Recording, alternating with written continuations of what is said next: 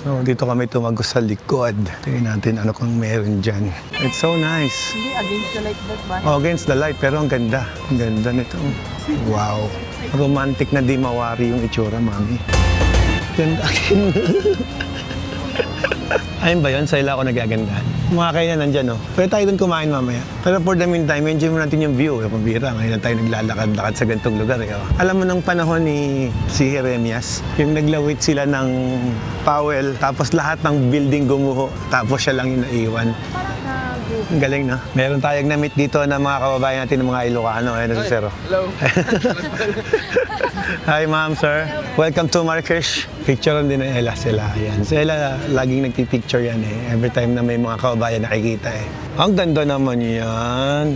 Okay, enjoy your trip po. Ingat. Thank you, kabayan. Enjoy. Ito pala yung The Minaret. Isa pala siyang jewel ng Islamic architecture, guys. Yung malaking building na yan. Meron siyang taas na 56.40. Ayan. Makarating tayo dito.